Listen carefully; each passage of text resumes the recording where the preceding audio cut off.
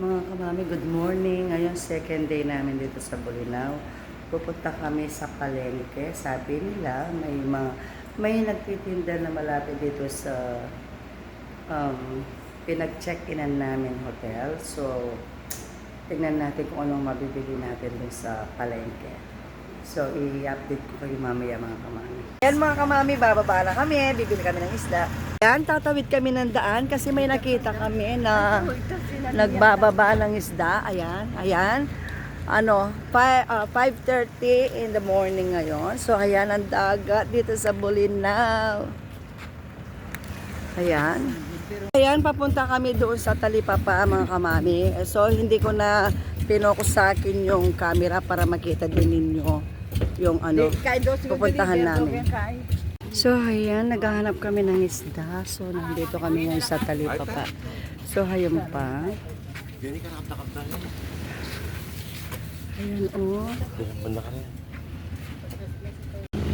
Ayun si ate. May nakita kami doon, pero mas marami ata ang tinda yung banda doon. So, doon kami bibili.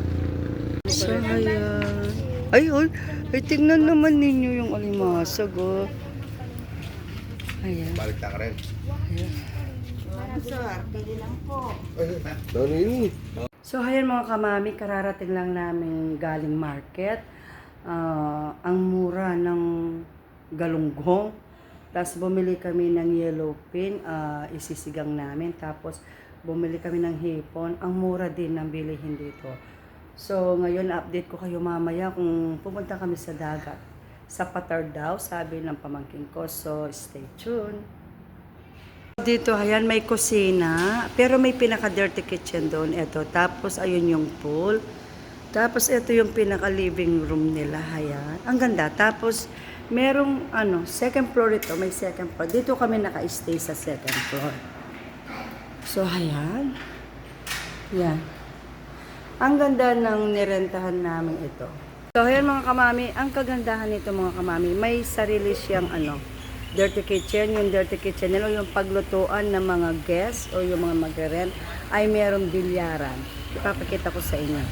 So, ayan mga kamami, dito kami nagluluto, tapos dito kami kumakain, pero dahil umaga, nakapokus dito yung araw, sa loob namin dinaling pagkain. Tapos may bilyaran at meron din karaoke. Tapos ito naman mga kamami, ang area ng pool. Ayan yung pool side. Ayan yung gilid ng pool. Ayan may mga upuan. Yung mga gusto magpatan. May umbrella. Ayan. Tapos may parang upuan na doon doon. Ito ang kanilang pinaka swimming pool. Ayan. Ang ganda, ang linis at saka napaka-organized. Tapos kapag gusto naman ninyong magkwentuhan ay dito kami upo. Meron din dito mga kamami, ayan. So ayan. Yung pamangkin ko tsaka yung family niya dito, banda rito ang kanilang room. Tapos ayan. Ipapakita ko yung pinakaharap niya. So ayan mga kamami, dito sa side na ito may mga halaman, tapos may mga upuan. Ayan. Merong kubo doon at dito naman ay pwedeng kumain ang mga iba. So may sampayan din at saka doon sa kubo. So ipapakita ko sa inyo naman mga kamami yung dito sa harapan kung saan din nag-stay yung kapatid kong isa. Ipapakita ko yung nila.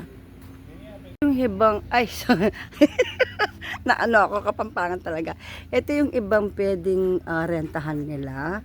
Ay, ito pala ang pinaka-office. Tapos, mga kamami, yung kubo doon, yung nakikita ninyo, yun doon sila naka-stay yung kapatid kong isa, tsaka yung anak niya, manugang at apo. Meron din dito, ayan. Ang ganda. Napakalinis ng paligid at tsaka safe. Yun ang pinaka-importante mga kamami. Safe ang place. So, ayan.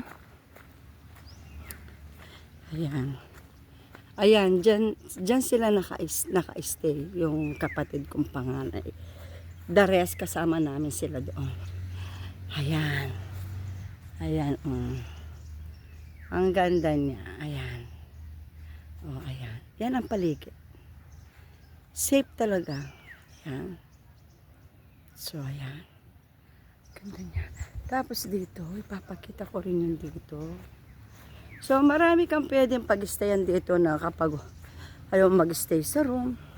Ayan, may mga upuan sila sa mga ilalim ng mangga. Ayan, yun ang mga sasakyan namin na ginamit ngayon. So, ito yung harapan. Ito yung harapan nung aming tinutuluyan ngayon. O, yung nirent naming bahay. Ayan. Ito ang pinaka-front niya. Tapos, ang pangalan ng lugar na ito, kung gusto ninyo dito mag-stay, if magpupunta kayo dito sa Bolinao, ito ang kanyang pangalan. Ayan. Ayan mga kamami, yan ang pangalan ng pinag-stayan namin. So, mamaya update ko kayo kung ano ang susunod na ganap. Napag-usapan namin second day namin dito ngayon sa Boracay. Sorry. Second day namin ngayon dito sa Bolinao. So, update ko kayo kung pupunta kami talaga sa Patar Beach. So, update ko kayo. Mga kamami, ngayon pupunta kami sa Bolinao Falls. Tapos, mamayang hapon naman, doon kami pupunta sa Patar Beach. So, i-update ko kayo mamaya kung ano ang ganap. Hi mga kamami, nandito kami ngayon sa Bolinao Falls, pero may babayaran doon, 30 pesos each ata. So, ayan. So, siguro update ko na lang kayo mamaya mga kamami kapag nasa baba na kami kasi may lalakaran pa. So, hayang mga kamami, papasok kami dito sa Welcome Bolinao Falls. Ayan. Pupunta kami dito. Hindi ko alam kung ilang minuto ang paglalakad. Ayan. So, ito mga kamami, pababa na kami dito. Maglalakad kami. So, ayan. Ayan.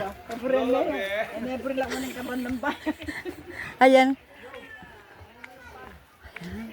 Papapa.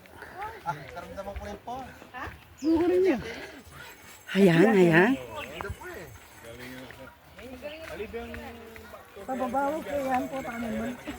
So, ayan, pababa kami ng hagdan.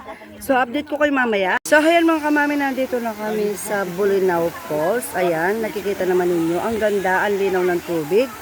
So, hindi ko carry yung tumalon dun. Ayan mga kamami, ganito kaganda ang Bolinao Falls. Yeah, ayan.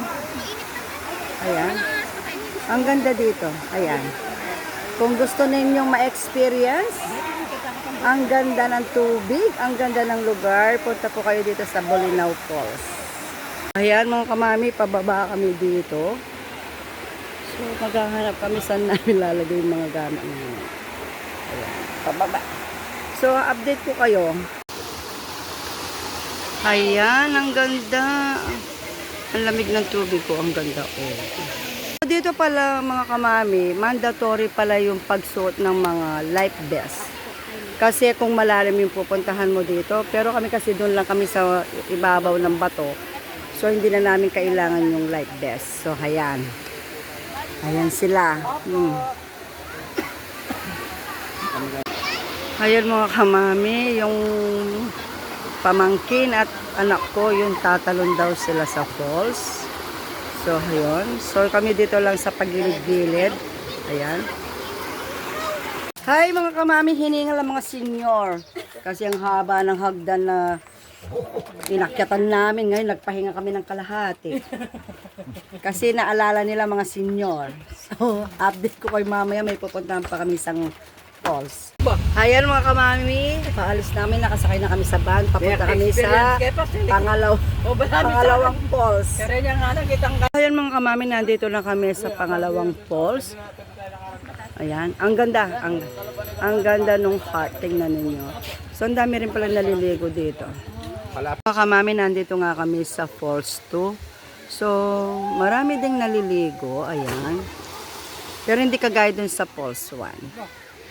So, ayan mga kamami, ayan yung falls, yung pangalawang falls na pinuntahan namin. Ito ngayon yan. Ayun yung falls. So, maganda, tsaka presko yung tubig, malamig. Ayan mga kamami, yung mga anak namin at tsaka pamangkin, apo, ayan. tatalon sila dyan sa falls na yan. Pero malalim yung tubig. Ayan, tatalon sila. Yun, naka-line up na sila. At saka meron naman silang safety na nakasuot sila ng life vest. So, ayan. So, hindi sila mahihirapan or malulunod. Safe talaga sila. Ayan, ang ganda. Napaka-presko ng tubig at malamig yung tubig, So, ayan. Mga kamami, tatalon sila doon, yung may hawakan na parang lubid ba, ayan. Ang saya nila, pero hindi namin kaya yun. Kaya hindi kami sumali ni ate, kasi hindi kami marunong lumangoy, kaya nandito lang kami sa pagilid-gilid ng ilog. So, ayan mga kamami, tapos na kami sa Falls 2, tsaka hindi na kami pupunta sa Falls 3, kasi nagpunta na sila, so hindi nila kayang tumalon doon sa mataas talaga. So, ayan po, papunta na kami uli doon sa tinutuluyan namin. Ayan mga kamami, pupunta kami ngayon sa Patar Beach.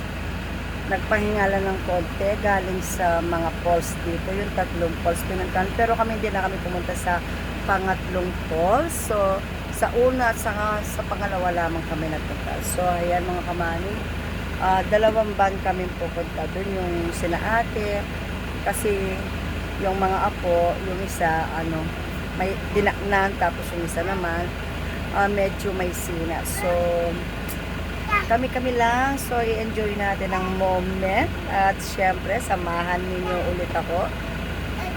Update ko kayo kapag nandun na kami sa Patar Beach. So kaya mga kamami, nandito na kami sa Patar Beach. Ayan. Kumuha lang kami ng open cottage kasi hindi naman kami magtatagal. Siguro mga 2 to 3 hours kami dito. Ayan, dyan kami maliligo. Ayan. So ayan mga kamami, nakabalik na kami dito sa hotel. Hindi ko na nakuhanan yung naligo kami, tapos nanguha kami ng mga bato buhangin. So nandito na kami. Bukas ang last day namin. So, maaga kami mag-check out bukas. So, see you tomorrow. Hi mga kamami, good morning. So, ngayong araw na ito ay last day na namin at maaga kami mag-check out. Hindi kagaya nung nag-check-in kami 3 o'clock. Pero ngayon maaga. So, before lunch ay mag-check out na kami. So, maraming salamat sa pagsama ninyo sa akin sa 3 araw o 2 araw at kalahati dahil sinamahan ninyo ako sa Bolinao. So maraming salamat sa inyong lahat. Mag-ingat tayong lahat. God bless you all. See you next vlog. Bye. Thanks for watching.